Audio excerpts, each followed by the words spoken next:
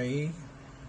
So wala kasi tayong coin acceptor, no? Gumawa na lang tayo ng DIY coin acceptor. So ito, walang coins, hindi mo siya magagamit. Yan, hindi mo siya magagamit. Ngayon, pwede mo siyang lagyan, ulugan.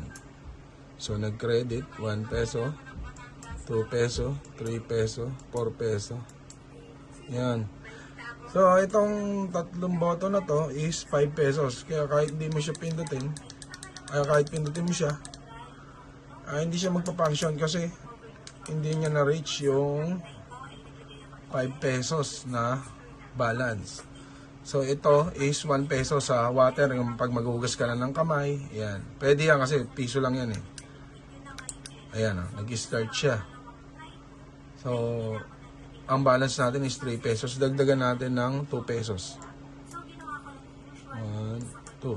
Okay, nadagdagan siya. So, try ngayon natin itong pressure wash. Ayan, nag-start na rin yung pressure wash. Mapapansin nyo, bumubukas yung yung relay. Ayan, wala na siyang balance kaya hindi mo na siya uli mapipindot. Wala na magpa-function. Kailangan mo uli maghulog ng coins. So, yun. Lagyan ulit natin. 3, 4, 5. Ayan. Subukan natin yung sa soap. Sa shampoo. Ito yung sa shampoo. Ayan. Nagbukas yung relay. Okay. So, ayun lang. Gusto ko lang i-share. At baka may gustong mag-avail dyan, PM nyo lang ako.